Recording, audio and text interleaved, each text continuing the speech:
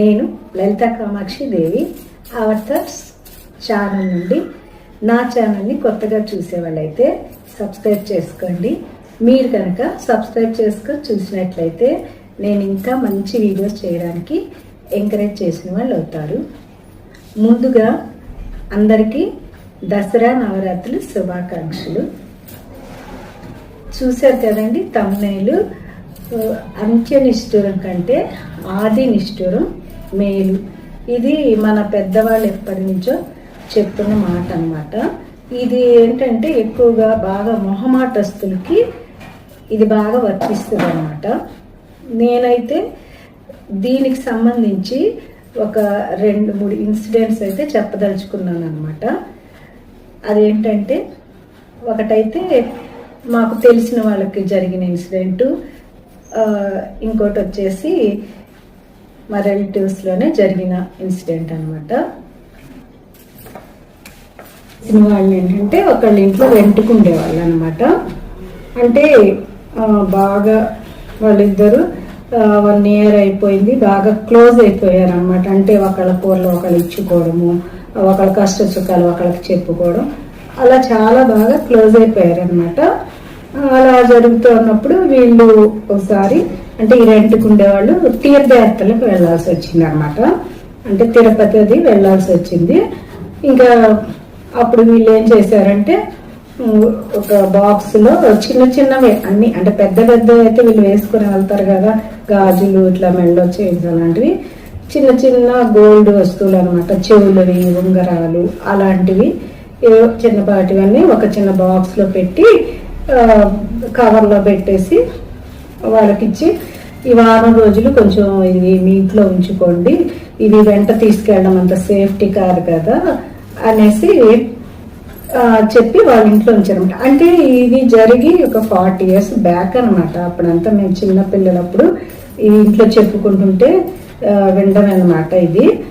అంటే అప్పుడు లాకర్స్ అవి లేవు కదా, అందుకని ఇలా పక్కన వాళ్ళు చాలా క్లోజే కాబట్టి వాళ్ళకి ఇచ్చి వాళ్ళని దాచిపెట్టమని చెప్పి వీళ్ళు తీర్థయాత్రకు వెళ్ళారనమాట. వెళ్ళి ఇక 4 రోజులైంది, వీళ్ళు వచ్చేసారు.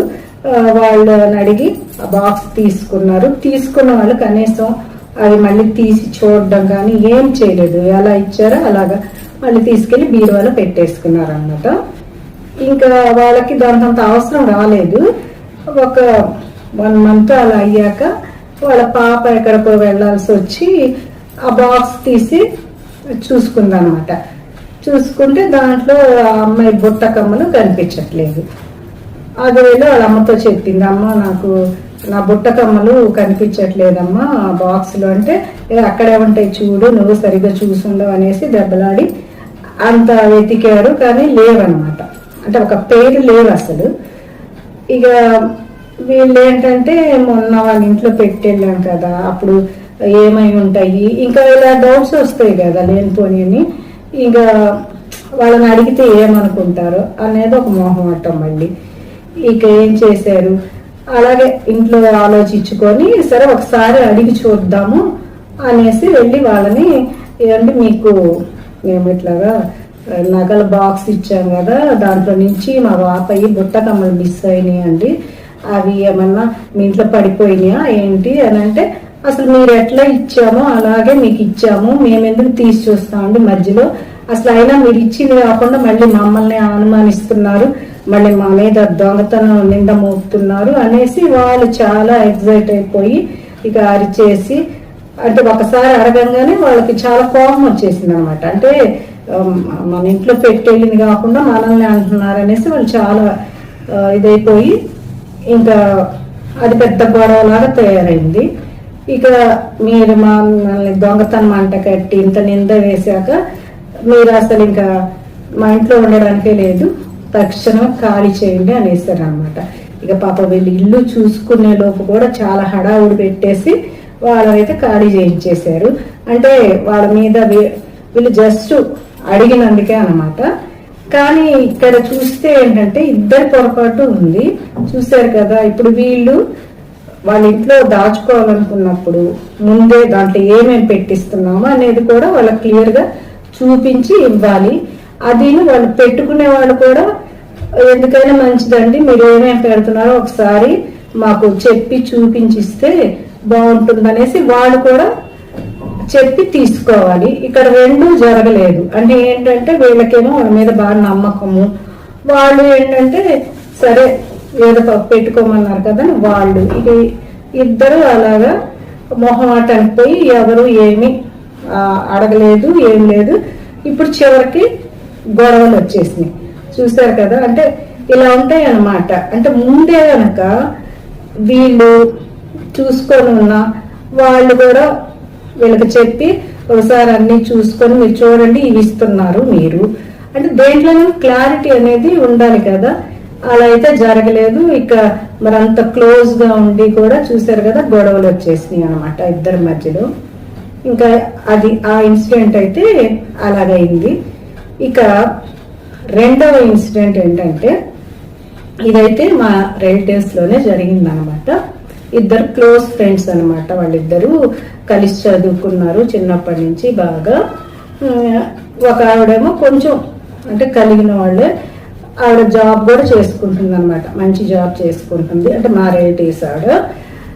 వాళ్ళ ఫ్రెండ్ వచ్చేసి ఆవిడ ఏంటంటే కొంచెం అంత స్తోమత లేని వాళ్ళు. అయితే వాళ్ళు ఏదో దగ్గర వాళ్ళ మ్యారేజ్కి వెళ్ళాల్సి వచ్చింది అనమాట. అప్పుడు వాళ్ళ అమ్మగారు వచ్చి మీ ఫ్రెండ్ దగ్గర కొంచెం గోల్డ్ ఉంటుంది కదా, ఏదైనా గాజులు అది మరి బోసిగా వెళ్తే బాగుండదు, దగ్గర బంధువుల మ్యారేజ్ కదా, కొంచెం అడిగి తెచ్చుకుంటే ఈవిడెళ్ళి ఆమె మా రిలేటివ్స్ ఆవిడని రిక్వెస్ట్ చేసుకొని మళ్ళీ పెళ్లికి వెళ్ళి వచ్చాక ఇచ్చేస్తాను, మరి అది మా అమ్మగారు అడిగారు ఇలా చెప్పమన్నారు అంటే ఈవిడేం చేసింది, సరే ఫ్రెండ్ మరీ క్లోజ్ ఫ్రెండ్ కదా మరి ఇవ్వను అది అంటే బాగుండదు కదా అని ఆ చేతిలో ఇచ్చేసింది అనమాట. కానీ అవి కూడా ఈవిడి కాదు, మళ్ళీ వాళ్ళ అమ్మగారివి. వాళ్ళ అమ్మగారు జాబ్కి వెళ్తుంది కదా, ఎందుకు బోసిగా చేతిలో చక్కగా ఆవిడ వేసి పెట్టింది అనమాట ఈవిడ చేతులకి. ఆవిడేంటి మళ్ళీ ఇంట్లో పెద్దవాళ్ళకి చెప్తేమంటారు, వద్దని అంటారు కదా. అందుకని ఆవిడ అసలు వాళ్ళ అమ్మగారికి కూడా చెప్పలేదు. చెప్పకుండా సర్లే పెళ్లికి వెళ్ళి వచ్చాక ఇచ్చేస్తుంది, ఎట్లా 2 రోజులు మేనేజ్ చేయొచ్చు అని ఇచ్చింది. ఆవిడ పెళ్లికి వెళ్ళింది, వచ్చేసింది. వచ్చాక చావు కబురు చల్లగా చెప్పినట్టు వచ్చి సారీనే నేను పెళ్లికి వెళ్ళినప్పుడు పెళ్లింట్లో స్నానానికి వెళ్తా నా బ్యాగ్లో తీసి పెట్టి వెళ్ళాను గాజులు, కానీ వచ్చేసరికి అవి లేవు. ఇక పెళ్లి ఇంట్లో కదా ఎవరినన్నా అడిగితే బాగుండదు, గొడవలు అవుతాయి అనేసి కామ్గా ఉన్నాం అనమాట నేను మా అమ్మ. ఏం చేయాలి ఇప్పుడు, నేను ఎప్పుడేం చిన్నగా నీకు చేయించి ఇస్తాలే అది ఇదని ఆవిడ చెప్పింది. ఆవిడకి చేయించే స్తోమత కూడా లేదు నిజానికి. ఇక ఈవిడైతే ఇంకా ఏం చేస్తుంది, చిన్నగా వచ్చి వాళ్ళ అమ్మగారికి చెప్పారనమాట. అంటే ఎప్పటికైనా తెలియాల్సిందే కదా. చెప్తే ఆవిడేమో ఇక మొహం వాచిపోయేట్లు తిట్లు పెట్టి, అసలు నాకు తెలియకుండా ఎందుకు ఇచ్చావు, నీ పెత్తనము అది ఇది అనేసి తిట్టి, నా తెలియదు, నా గాజు నాకు కావాల్సిందే అని ఏదో కోపంలో అనేస్తారు కదా పెద్దవాళ్ళు, చేయించినా చేయించుకోకపోయినా తర్వాత సంగతి. ఆవిడ కోపంలో అయితే బాగా తిట్టేశారు. ఇంకా ఆవిడ చేయించి ఇచ్చింది లేదు, ఈవిడ అడిగింది లేదు. కాకపోతే ఇట్లా కొంచెం ఇదైతే వస్తుంది కదండి. ఈవిడ ఎప్పుడు మొహమాటానికి పోయి చక్కగా ఫ్రెండే కదా పాపం అడుగుతుందని ఇచ్చింది ఈవిడ. సరే ఆవిడేం చేయాలి, ఇచ్చినందుకు ఇంకొకళ్ళ వస్తువు అంత విలువైన వస్తువు మనకి ఇచ్చినప్పుడు దాన్ని ఎంత జాగ్రత్తగా, అందుట్లో పెళ్లిళ్ళు అంటే ఎలా ఉంటుందండి, ఎంత హడావుడిగా బంధువులు ఎంత జనాలు ఉంటారు కదా, అలాంటప్పుడు నువ్వు అలా బ్యాగ్ లో పెట్టేసుకుని స్నానంకి వెళ్ళడం ఏంటి, వాళ్ళు వేసుకునే వెళ్ళొచ్చు కదా. ఇప్పుడు ఏమైంది, తిరిగి ఇవ్వను లేదు, ఇక్కడ మాట పోయింది, అలాగా అయిపోయింది అనమాట. ఇక్కడ ఎవరిది పొరపాటు అంటే ఆవిడదే పొరపాటు ఎక్కువ. ఇంకొక వస్తువు తీసుకున్నప్పుడు మనం దాన్ని అంతే జాగ్రత్త, మన వస్తువు కంటే కూడా చాలా జాగ్రత్తగా తెచ్చివ్వడం అనేది అది మినిమం కామన్ సెన్స్. ఇంకా ఆవిడైతే అలా చేయలేదు. ఈవిడ మొహమాటానికి పోయి పాపం వాళ్ళ అమ్మగారి గాజులు అట్లాగా పోగొట్టేసుకుంది అనమాట. ఇక ఇవైతే ఈ 2 ఇన్సిడెంట్స్ అనమాట. ఇంకా 3వ ఇన్సిడెంట్ అయితే ఇక ఇదైతే నాకు స్వయంగా నాకే జరిగింది, నా అనుభవం అనమాట. ఒక 22 years బ్యాక్ ఇది. మేము ఒక ఇంట్లో రెంట్కి ఉండేవాళ్ళం అన్నమాట. అది ఇండివిజువల్ హౌస్. కింద 2 పోర్షన్లు, పైన 2 పోర్షన్లు. అంటే మేము కింద ఒక పోర్షన్లో ఉండేవాళ్ళం అనమాట. కానీ మా హౌస్లో ఏ ప్రాబ్లం లేదు. పక్కనే ఇప్పుడు హాల్కి బాల్కనీ ఉంటుంది కదా, దాన్ని ఆనుకొని ఒక బిల్డింగ్ ఉండేది అనమాట. దాంట్లో ఒక ఫ్యామిలీ ఉండేది. వాళ్ళ ఓనర్సే అనమాట. చిన్న పిల్లలు ఉండేవాడు, 5 years 6 years పిల్లలు, పాప బాబు. చక్కగా క్యూట్గా ఆడుకుంటా ఉంటే నేనైతే ఆ బాల్కనీలో నుంచి వాళ్ళని ఎక్కువ పలకరిస్తుండేది అనమాట చూసినప్పుడల్లా. అలాగా వాళ్ళ మదర్ చిన్నగా నాకు పరిచయం అయ్యారు. అంటే ఏం లేదు, హాయ్ అంటే హాయ్, వంట అయిందండి, పిల్లలు స్కూల్కి వెళ్ళారండి, ఇంతే. ఇదే పలకరింపులు, అంటే క్లోజ్ ఏం కాదు.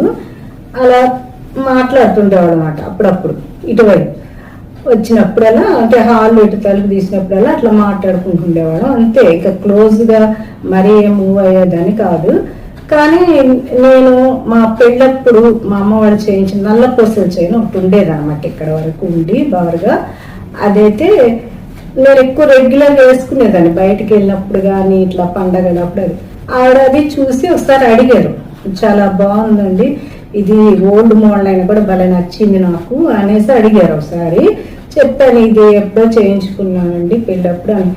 ఇక ఆవిడ సడన్ గా ఒక రోజు, ఏమండి మీరు వేసుకుంటుంటారు కదా నల్ల పూసల చైన్, ఒకసారి ఇస్తారా నాకు, అది మాకు ఒక అతను ఉన్నారు నగలు చేసే అతను, ఆయనకి చూపించి ఫోటో తీయించుకున్నాక మీకు ఇచ్చేస్తాను, సేమ్ నాకు అదే చేయించుకోవాలని ఉందంటే.